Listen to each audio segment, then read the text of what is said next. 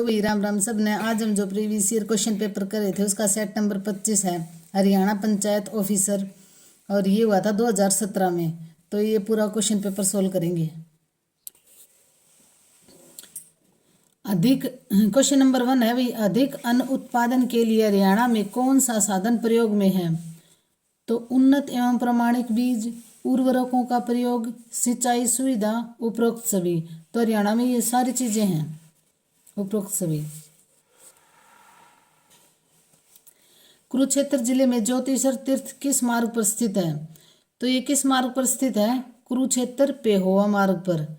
ज्योतिषर हरियाणा में कुरुक्षेत्र जिले में है, और यह यहाँ स्थित एक कस्बा है। यह एक हिंदू तीर्थ स्थल है। तो ये क्या है? हिंदू तीर्थ स्थल है, और कुरुक्षेत्र पेहोवा मार्ग पर है, और थानेसर से 5 किलोमीटर की दूरी पर है। तो किस मार्ग पर है? कुरुक्षेत्र पेहोवा मार्ग पर है, और तीर्थ स्थल है हिंदू तीर्थ स्थल, और थानेसर से 5 किलोमीटर की दूरी पर स्थित है।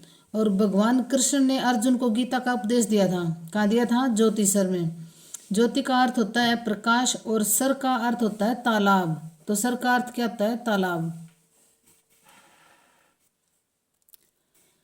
एक निश्चित अभिक्रिया की दर और दर स्थिरता की इकाई समान है। अभिक्रिया की कोटि क्या होगी? अभिक्रिया की कोटि होगी 0। शून्य कोटि वाली अभिक्रियाओं में प्रतिक्रिया की दर न बढ़ती है और ना ही घटती है। तो इसकी प्रतिक्रिया की दर स्थिरांक में बराबर होता है। तो इसकी क्या आएगी? अभिक्रिया की कोटि होगी 0। महाभारत कालीन भीमेश्वरी मंदिर किस स्थान पर है? तो महाभारत कालीन भीमेश्वरी मंदिर है बेरी में। और बेरी किस में आता है? झज्जर में। देखो, अगर बेरी नहीं होता तो हम झज्जर करते, लेकिन इसमें बेरी भी दे रखा है, तो बेरी झज्जर में है महाभारत कालीन। ये जो मंदिर है माता भीमेश्वरी देवी का मंदिर है, और महाराज जो धृतराष्ट्र की पत्नी गांधारी ने करवाया था इसका निर्माण, ऐसी मान्यता है। और नवरात्र के समय में 2 वर्ष में नवरात्र के समय में यहाँ वर्ष में 2 बार 9 दिवसीय मेला लगता है। यदि ए आर बी द्वारा परिभाषित सभी वास्तविक संख्याओं का समुच्चय आर पर आर संबंध हो तब, ये देख लेना भाई। और इसका आंसर आएगा कर्मकर्ता और सम्मित। क्या होगा? कर्मकर्ता और सम्मित। निम्नलिखित में से किस में अर्धसूत्री विभाजन होता है? तो किस में होता है अर्धसूत्री विभाजन? पुंकेसर में। किस में होता है अर्धसूत्री विभाजन? पुंकेसर में। वर्षा ऊर्ध्वाधर रूप से पूर्व की ओर दौड़ते हुए एक व्यक्ति पर पड़ रही है। पूर्व की ओर दौड़ते हुए एक व्यक्ति पर पड़ रही है। वर्षा किस ओर से आती हुई प्रतीत होगी? तो वर्षा किस ओर से आती हुई प्रतीत होगी? वर्षा पूर्व दिशा की ओर से आती हुई प्रतीत होगी। किस दिशा से? पूर्व की ओर दौड़ रहा है, और एक ऊर्ध्वाधर रूप से पूर्व की ओर दौड़ते एक व्यक्ति पर पड़ रही है। वर्षा किस ओर से आती हुई प्रतीत होगी? तो ये होगी पूर्व दिशा से। कवि बाणभट्ट ने सम्राट हर्ष का जीवन चरित्र अपने किस ग्रंथ में किया था?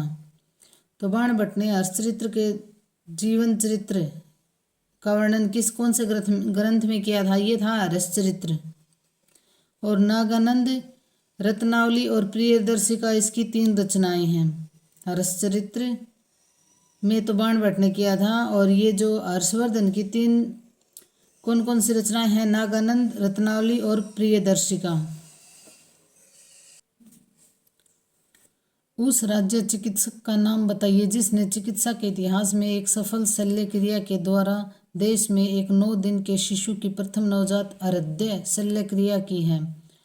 मतलब हृदय का ऑपरेशन किया है 9 दिन के शिशु का। तो ये कौन से हैं? डॉक्टर देवी प्रसाद शेट्टी। डॉक्टर देवी प्रसाद शेट्टी ने किया है, और नारायण स्वास्थ्य के अध्यक्ष और संस्थापक भी थे। और 2004 में उन्हें पद्म भूषण से सम्मानित किया गया था।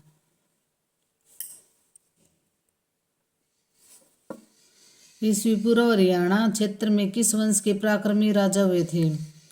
तो ये हुए थे उपयुक्त पुरुवंश, भरतवंश और कुरुवंश। ये सभी हमारे हरियाणा में पराक्रमी राजा हुए थे। पुरुवंश भी, भरतवंश भी और कुरुवंशी भी। इसमें आएगा उपयुक्त सभी।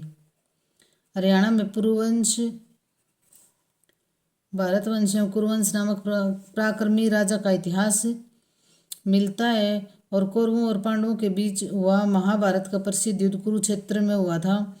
हरियाणा के नानावाली और राखीगढ़ी जो अब हिसार में स्थित है, तो देखो भाई राखीगढ़ी के साथ नानावाली भी है, सिंधु घाटी सभ्यता का हिस्सा रहे हैं।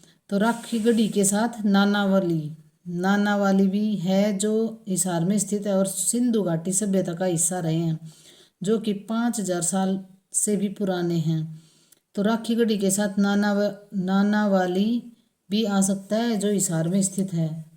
तो ईस्वी पूर्व में हरियाणा क्षेत्र में किस वंश के राजा पराक्रमी हुए थे? पुरु भी थे, भरत भी थे और कुरु भी थे। उपयुक्त सभी आएगा इसमें। फोटो इलेक्ट्रॉन निकालते हैं जब क्या होता है? जब उपयुक्त आवृत्ति के प्रकाश द्वारा जिंक प्लेट को विकिरण देते हैं। तो फोटो इलेक्ट्रॉन कब निकलते हैं? जब उपयुक्त आवृत्ति के प्रकाश द्वारा जिंक प्लेट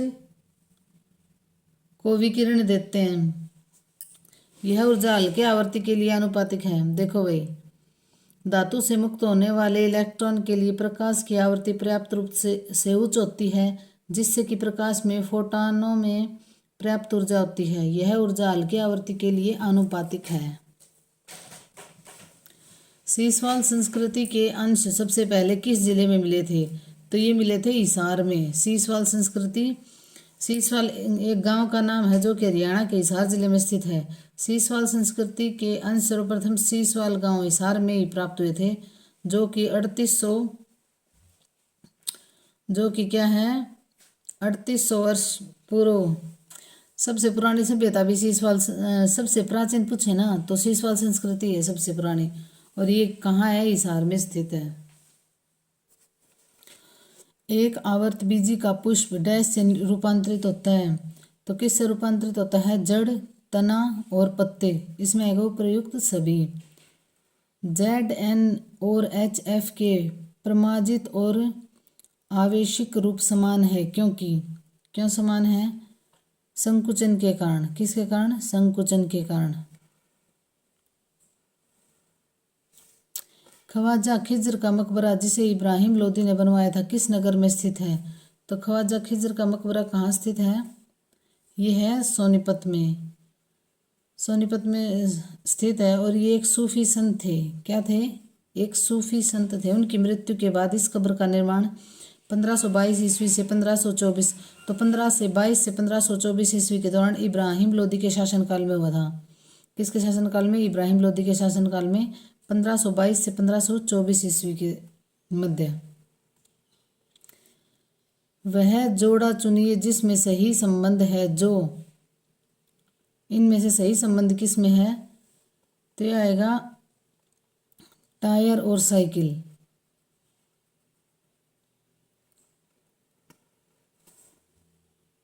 हरियाणा सरकार के संरक्षण में सुप्रसिद्ध मंदिर जिसमें वर्ष भर लाखों दर्शनार्थी आते हैं कौन सा है? तो ये है शीतला माता का मंदिर, गुरुग्राम। और देखो भाई, शीतला माता मंदिर हरियाणा में प्रसिद्ध हिंदू धार्मिक स्थल है। यह है गुरुग्राम के शीतला माता का मंदिर की कहानी महाभारत काल से जुड़ी हुई है। गुरु द्रोण की पत्नी जो कृपि थी ना, उसको ये वरदान मिला हुआ था कि ये चेचक और ये माता जो है ये उनकी कृपा से ठीक हो जाया करती थी। और माता जो कृपि है ना वो इसी स्थान पर सती हुई थी।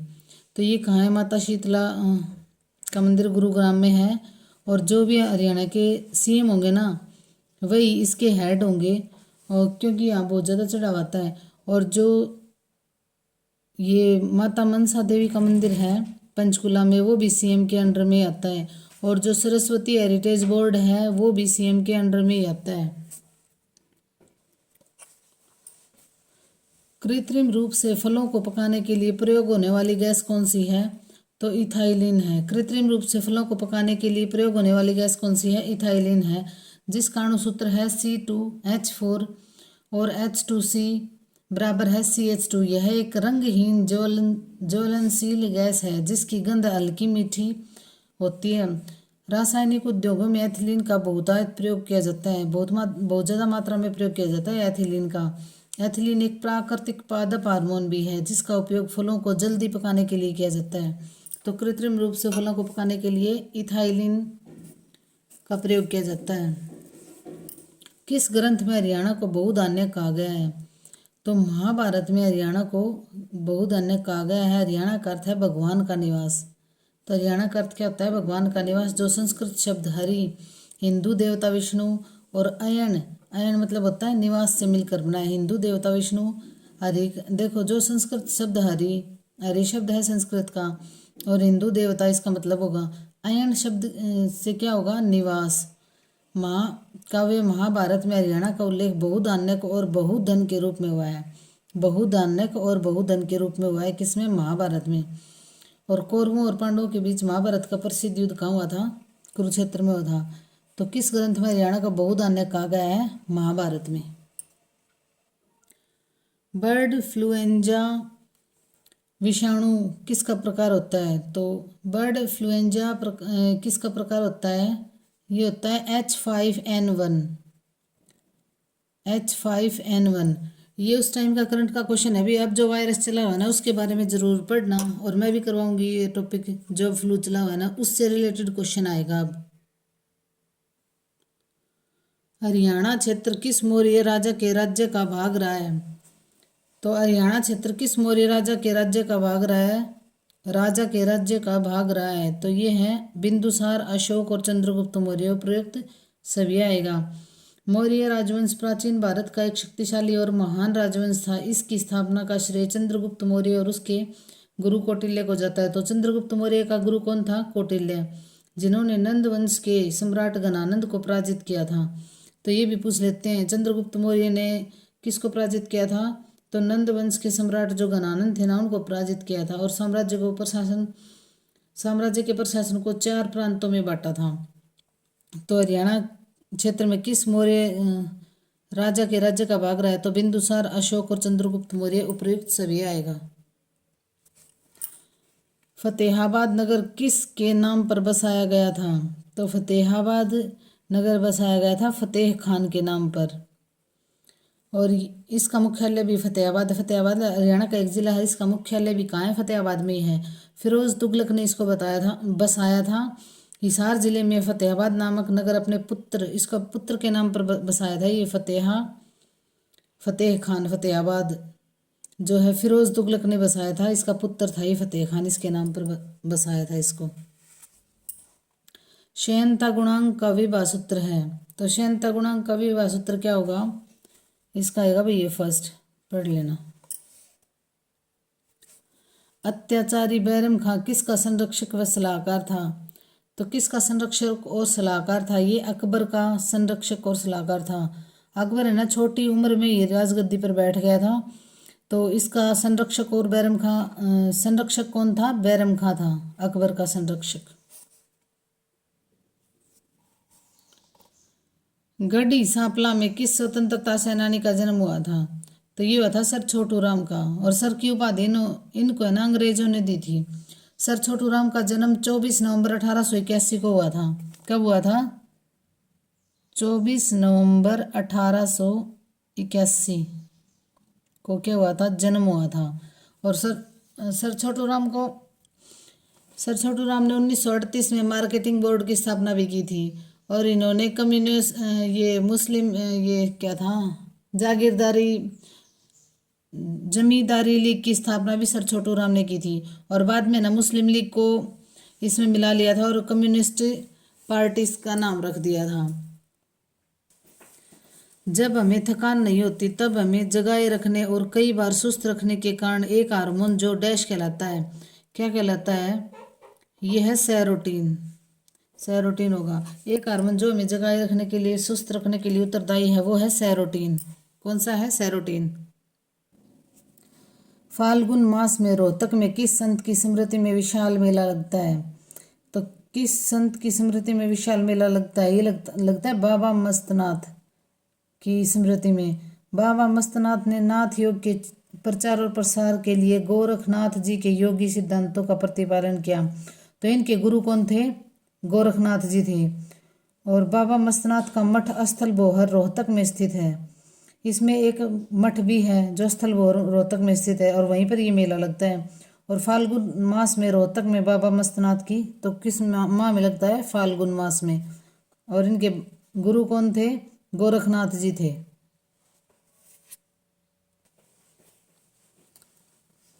छठी बादशाही गुरुद्वारा किस नगर में स्थित है? तो यह आएगा भी छठी पातशाही, यह आएगा पातशाही गुरुद्वारा किस नगर में स्थित है? तो ये है कुरुक्षेत्र में। कहाँ स्थित है? कुरुक्षेत्र में स्थित है।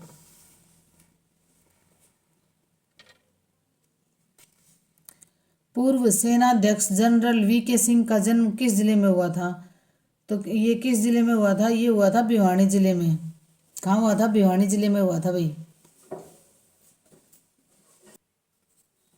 कर्नाटक के निम्नलिखित में से कौन से हथकरघा उत्पाद वस्तुओं के भौगोलिक संकेतक अधिनियम 1999 के अंतर्गत पंजीकृत किए गए हैं? तो ये क्या है? इलकल साड़ी। इलकल साड़ी साड़ी का एक पारंपरिक रूप है जो कि कर्नाटक राज्य के नागलकोट जिले में इलमल शहर से अपना नाम लेती है। इलमल साड़ी को भौगोलिक संकेत मतलब जीआई टैग दिया गया है। इलकल साड़ी का बुनना ज़्यादातर एक इंडोर गतिविधि है। यह मूलतः घरेलू उद्यम है जिसमें महिला सदस्यों की सक्रिय भागीदारी है। यह हथकरघा उत्पाद वस्तुओं में भौगोलिक संकेतक अधिनियम 1999 के अंतर्गत पंजीकृत किए गए हैं। तो ये जो है जीआई टैग 1999 का अधिनियम है उसके अंतर्गत ये पंजीकृत किए जाते हैं। किसी को भी हम जीआई टैग देंगे तो वो क्या है? अधिनियम 1999 है। तो ये कर्नाटक के हथकरघा उत्पादन में भौगोलिक संकेतक अधिनियम 1999 के अंतर्गत क्या पंजीकृत किया गया है? इलकल साड़ी। ये देखो भाई, इलकल साड़ी। सतलुज यमुना नहर का विवाद किस राज्य से है? तो ये है पंजाब और हरियाणा राज्य में है। ये सतलुज और यमुना जल बंटवारे को लेकर पिछले कई सालों से ये विवाद गहराया हुआ है। तो पंजाब और हरियाणा के बीच। भिन्न शब्द छांटिए। तो इंच, आउंस, सेंटीमीटर, यार्ड, इनमें से भिन्न क्या होगा? भिन्न होगा आउंस। अन्य सभी लंबाई के नाम आता है जबकि आउंस वजन में एक प्रयोग होता है। इंच से लंबाई नापी जाती है और आउंस से क्या होता है? वजन मापा जाता है। आउंस से क्या होता है? वजन मापा जाता है। पेहोवा तीर्थ स्थल किस जिले के अंतर्गत है? तो पेहोवा तीर्थ स्थल किस जिले के अंतर्गत है? देखो भाई, पेहोवा तीर्थ स्थल किस जिले के अंतर्गत है? ये है कुरुक्षेत्र के अंतर्गत। किस जिले के अंतर्गत है? कुरुक्षेत्र के अंतर्गत है। और इसका एक नगर है, इसका पुराना नाम क्या है? पेहोवा का पुराना नाम है पृथोदक। और पौराणिक व्याख्यानों के अनुसार इस तीर्थ स्थल की रचना किसने की थी? प्रजापति ब्रह्मा ने की थी। तो पेहोवा तीर्थ की स्थापना किसने की थी? प्रजापति ब्रह्मा ने की थी। और जलवायु व आकाश के साथ सृष्टि के आरंभ में मानी जाती है पेहोवा तीर्थ की। और किसने की थी? प्रजापति ब्रह्मा ने। और ये कहाँ पे है? कुरुक्षेत्र में। किसका आकार सबसे बड़ा है? तो किसका आकार सबसे बड़ा है? तो ये इसका आएगा भी, ये थर्ड आएगा इसका। औद्योगिक क्षेत्र विहार किस नगर में है? तो औद्योगिक क्षेत्र विहार किस नगर में है? ये है गुरुग्राम में। हरियाणा में एक औद्योगिक क्षेत्र है उद्योग विहार गुरुग्राम। हरियाणा में क्या है? एक औद्योगिक क्षेत्र है। 1200 से अधिक औद्योगिक और व्यावसायिक इकाइयाँ हैं। तो 1200 से अधिक औद्योगिक और व्यावसायिक इकाइयाँ हैं। कहाँ हैं? गुरुग्राम में। कर्नाटक में अरध्य विरासत नगर विकास और विस्तार योजना के अंतर्गत निम्नलिखित में से किस शहर को चुना गया है? उस टाइम का करंट का क्वेश्चन है ये क्या होगा? बादामी शहर को। शेर शाह सूरी ने 1540 में किस मुगल शासन को भारत से भागने को विवश किया था? किसको विवश किया था? तो यह आएगा हुमायूं को। बिलग्राम का युद्ध मुगल बादशाह हुमायूं और शेर शाह सूरी के बीच में हुआ था। देखो, यह युद्ध 1540 में लड़ा गया था। इस युद्ध के परिणाम क्या हुए थे? हुमायूं शेर शाह सूरी द्वारा पराजित हो गया था। हुमायूं हार गया था और ये यहाँ से भाग गया था। बिलग्राम का युद्ध जीतने के बाद शेर शाह सूरी ने हुमायूं को भारत छोड़ने पर मजबूर कर दिया था। तो क्या 1540 में बिलग्राम के युद्ध में, बिलग्राम का युद्ध हुआ था शेरशाह सूरी और हुमायूं के बीच, और इसमें हुमायूं की हार हो गई थी, शेरशाह सूरी जीता था और उसने इसको यहाँ से भगा दिया था हुमायूं को। निम्न में से हरियाणा में किस मत को मानने वाले सबसे कम संख्या में हैं? तो देखो ये क्वेश्चन फिर आ गया। तो सबसे कम क्या है इसमें? है सबसे कम है बौद्ध धर्म। बौद्ध धर्म सबसे कम, यहाँ बौद्ध धर्म सबसे कम है। तो सबसे ज़्यादा देखो हिंदू कितने हैं? 87%, मुसलमान 7%, ईसाई 0.20%, सिख कितने हैं? 4.91%, और उसके बाद में है जैन, और उसके बाद में है बौद्ध। तो सबसे कम संख्या में है बौद्ध। रोलैक्ट एक्ट के विरोध में किसने अपने सभी सम्मान और पदक अंग्रेजों को वापस किए? तो ये लाला मुरलीधर ने अपने सारे रोलैक्ट एक्ट के विरोध में लाला मुरलीधर ने अपने सभी सम्मान और पदक अंग्रेजों को वापस कर दिए थे। 1919 में जो अराजकता और क्रांतिकारी अपराध अधिनियम, जिसे लोकप्रिय रूप से रोलैक्ट एक्ट का नाम दिया गया था, जिसे काला अधिनियम भी माना गया, इसके विरोध में किसने अपने सारे पदक लौटा दिए थे? तो लाला मुरलीधर ने। करनाल से सांसद, उस टाइम में सांसद थे भाई अश्विनी कुमार, किस समाचार पत्र से संबंध हैं? तो ये किस समाचार पत्र से संबंधित हैं? ये हैं पंजाब केसरी से संबंधित थे भाई, ये पंजाब केसरी से। जो अधिक बोलता हो उसे क्या कहते हैं? तो जो अधिक बोलता हो उसे कहते हैं वाचाल। क्या कहते हैं? वाचाल। के लिए एक शब्द का प्रयोग होगा, वाचाल कहते हैं। जो सब कुछ जानता हो, सर्वज्ञ। जो सब कुछ जानता हो वो सर्वज्ञ। और जो थोड़ा जानता हो के लिए होगा अल्पज्ञ। जो थोड़ा जानता हो वो अल्पज्ञ, जो सब कुछ जानता हो वो सर्वज्ञ, और जो अधिक बोलता हो उसे वाचाल बोलेंगे। हम शब्द है, तो हम शब्द क्या है? सर्वनाम है। देखो संज्ञा के स्थान पर प्रयुक्त होने वाले शब्द को सर्वनाम कहते हैं। संज्ञा की पुनरुक्ति ने करने के लिए, न करने के लिए सर्वनाम का प्रयोग किया जाता है, जैसे हम, तुम, आप, वह। तो ये क्या होगा? हम शब्द किसके लिए है? सर्वनाम है। क्या होगा? सर्वनाम। लड़कियां पुस्तक क्या करती हैं? पढ़ती हैं। लड़कियां रहन, तो ये है के ऊपर जो बिंदी आएगा ना, ये वाला सही होगा। लड़कियां पुस्तक पढ़ती हैं। सही संधि विच्छेद करें। तो विद्यार्थी, तो इसका आएगा विद्या प्लस अर्थी। क्या आएगा? विद्या प्लस अर्थी। विद्या प्लस अर्थी आएगा इसका, विद्या प्लस अर्थी। सही संधि विच्छेद होगा। बालक ने पत्थर से कुत्ते को मारा। बालक ने पत्थर से कुत्ते को मारा, इस वाक्य में कारक क्रमशः होगा। तो क्या कारक होगा? कर्ता, कर्म और करण, ये होगा। बालक ने, कर्ता ने कर्म को करण से, कर्ता ने कर्म को करण से, तो ये आएगा बालक ने पत्थर से कुत्ते को मारा, इस वाक्य में कारक क्रमशः है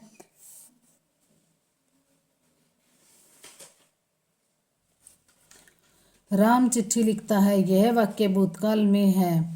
भूतकाल में है, ये तो कैसे होगा? ये आएगा राम चिट्ठी लिख चुका है। क्या आएगा? राम चिट्ठी लिख चुका है। हाथी डैश है, तो हाथी क्या है? हाथी क्या करता है? भिन भिनाती तो मक्खियाँ हैं। ये नहीं नहाता है घोड़ा, डराते हैं मेंढक, और हाथी क्या करता है? चिंगाड़ता है। तो हाथी क्या? चिंगाड़ता है। ईंट से ईंट बजाना मुहावरे का अर्थ है। तो ईंट से ईंट बजाना मुहावरे का अर्थ है नष्ट कर देना। नष्ट कर देना। ईंट से ईंट बजाना, नष्ट कर देना। लड़का पुस्तक पढ़ता है, इस वाक्य का कर्मवाच्य रूप है। तो इस वाक्य का कर्मवाच्य रूप क्या होगा? लड़के से पुस्तक पढ़ी जाती है। लड़के से पुस्तक पढ़ी जाती है, ये इसका कर्मवाच्य रूप होगा। यह कथन किसने कहा? भारतीय गांव स्थिर समुदाय नहीं बल्कि जीवंत हैं। तो यह वाक्य कहा था चार्ल्स एम का कथन है। कि भारतीय गांव स्थिर समुदाय नहीं बल्कि जीवंत है। किसने कहा था? चार्ल्स एम ने। किसने कहा था? चार्ल्स एम ने। भारतीय गांव स्थिर समुदाय नहीं बल्कि जीवंत हैं, चार्ल्स एम ने कहा था। ग्राम पंचायत का कार्यकाल कितना है? तो ग्राम पंचायत का कार्यकाल होता है 5 वर्ष का। किस जनगणना में ग्रामों में 5, 40, 56, 388 आवास गृह थे? तो कौन सी जनगणना थी? भारत की जनगणना थी। 1961 की जनगणना 1951 की जनगणना से भी अधिक व्यापक है। तो कौन सी थी? 1961 की जनगणना थी और यह 5 मार्च 1961 को संपन्न हुई थी। भारतीय जनगणना के इतिहास में पहली बार 1961 में गृह को मानकर उसके आवासीय या अन्य कार्यों, दीवार तथा छत का निर्माण के समान कमरों की संख्या, गृह स्वामित्व का विवरण आदि तथ्यों का समावेश किया गया था। तो ये ग्रामों में 5, 40, 56, 388 आवास गृह थे। ये कौन सी जनगणना थी? 1961 की। ARDC को विस्तारित कीजिए, मतलब ARDC की फुल फॉर्म बताइए। तो ये क्या होगी? Agriculture refinance development corporation. Agriculture refinance development corporation. Bhoodan आंदोलन कब शुरू हुआ? तो भूदान आंदोलन कब शुरू हुआ था?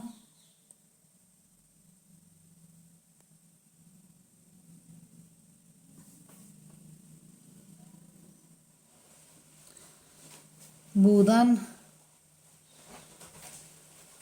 18 अप्रैल 1951 को शुरू हुआ था। भूदान आंदोलन कब शुरू हुआ था? ये 18 अप्रैल 1951 को शुरू हुआ था। किसने शुरू किया था? विनोबा भावे द्वारा 18 अप्रैल 1951 को आरंभ किया गया था और ये स्वैच्छिक भूमि सुधार आंदोलन था। और वह 8 अप्रैल 1951 की तारीख थी जब आचार्य विनोबा भावे को जमीन का पहला दान मिला था। और ये दान और किसी ने दिया था, लेकिन ये शुरू किसने किया था? विनोबा भावे ने 18 अप्रैल 1951 को। और ये दक्षिण में शुरू हुआ था। उन्होंने यह जमीन तेलंगाना क्षेत्र में स्थित पोचमपल्ली गांव में, जो तेलंगाना का क्षेत्र है पोचमपल्ली गांव, उसमें से किसी ने दान दी थी जमीन अपनी। और ये भूदान आंदोलन कब शुरू हुआ था? 18 अप्रैल 1951 में। और दक्षिण का जो पोचमपल्ली गांव है तेलंगाना का, उसमें सबसे पहले जमीन दान में दी थी।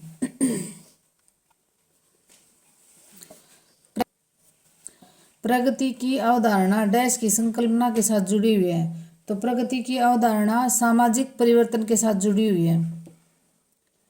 कौटिल्य के लिए गांव डैश की जनसंख्या वाला एक मानवीय व्यवस्था है। तो कौटिल्य के लिए गांव कितनी जनसंख्या वाला है?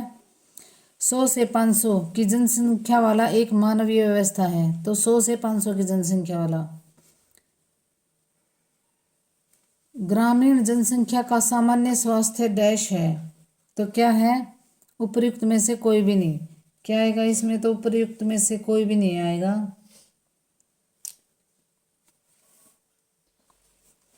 शिक्षा शब्द किस मूल शब्द से निकला है? शिक्षा शब्द किस मूल शब्द से निकला है? तो ये निकला है लैटिन शब्द से। लैटिन शब्द से निकला है। शिक्षा में ज्ञान, उचित आचरण और तकनीकी दक्षता, शिक्षण और विद्या प्राप्ति आदि समाविष्ट हैं। इस प्रकार यह कौशलों, व्यापारों या व्यवसायों एवं मानसिक, नैतिक और सौंदर्य विषय के उत्कर्ष पर केंद्रित है। तो शिक्षा शब्द किससे निकला है? लैटिन शब्द से निकला है। दाई सामने लाती है, परिचारिका बढ़ा सकती है, प्रशिक्षक प्रशिक्षित करता है, शिक्षक शिक्षित करता है। यह टिप्पणी किसने की थी? तो यह टिप्पणी किसने की थी? वारों ने। वारों की टिप्पणी है ये। दाई सामने लाती है, परिचारिका बड़ा करती है, प्रशिक्षक और शिक्षक शिक्षित करते हैं। तो ये किसका था? ये टिप्पणी दी थी वारों ने। शिक्षा आज के समय डैश के वाहक के अतिरिक्त कुछ भी नहीं है। तो ये क्या है? जीविका के। शिक्षा आज के समय जीविका के वाहक के अतिरिक्त कुछ भी नहीं है।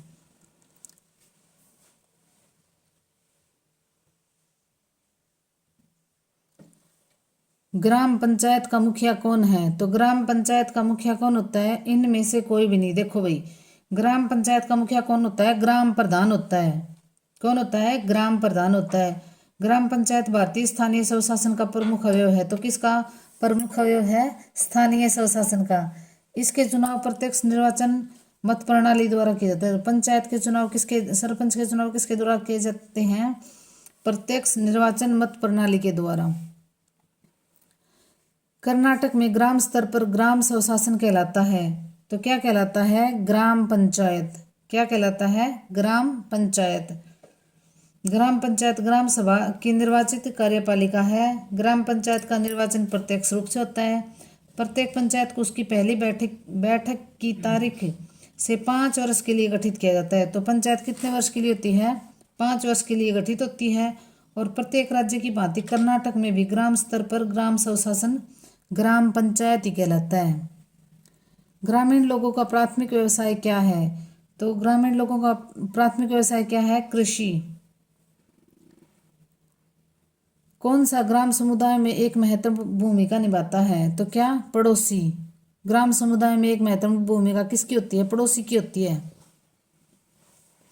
कृषि उत्पादों के विपणन को कौन से कारक प्रभावित करते हैं? तो कृषि उत्पादों के विपणन में कौन से कारक प्रभावित करते हैं? तो ये आएगा भाई परिवहन की कमी, भंडारण की कमी, साक्षरता की कमी। इसमें आएगा उपयुक्त सभी। क्या आएगा? उपयुक्त सभी। भारतीय वंचित वर्ग लोग कहाँ हैं? भारतीय वंचित वर्ग लोग कहाँ हैं? तो ये है नई दिल्ली में। वर्ग लीग कहाँ है? लीग है भैया। भारतीय वंचित वर्ग लीग कहाँ है? तो ये है नई दिल्ली में। बालक सर्वप्रथम किस समुदाय के संपर्क में आता है? तो ये आता है पड़ोसियों के संपर्क में। जब किसी बच्चे का जन्म होता है तो वह सर्वप्रथम उसका पालन कौन करती है? माँ बाप द्वारा किया जाता है। और वह बचपन की अवस्था से ही बाल्यावस्था में पहुंचता है तो उसका संपर्क पड़ोसियों से होता है। सबसे पहले वह पड़ोसियों के ही संपर्क में आएगा।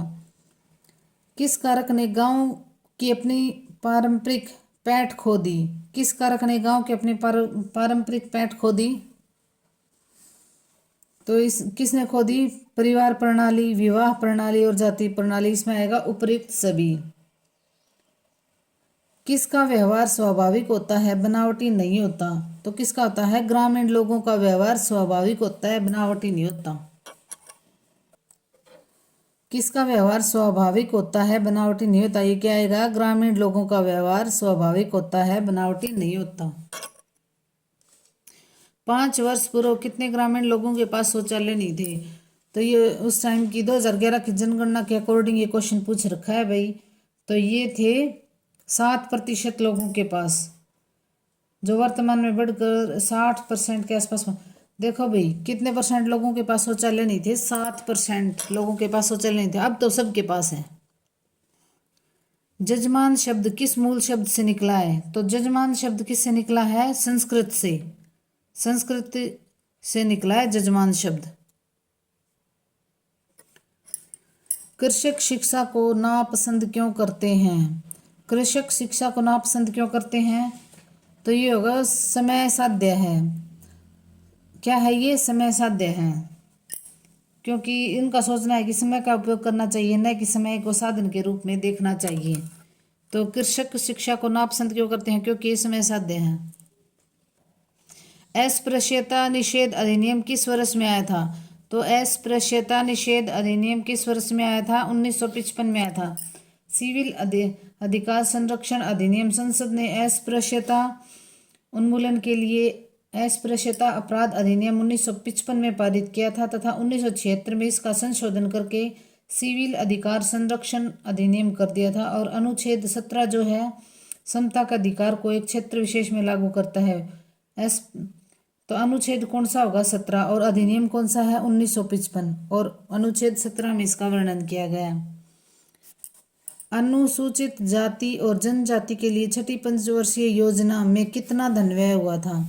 तो अनुसूचित जाति और जनजाति के लिए छठी पंचवर्षीय योजना में कितना धन व्यय हुआ था?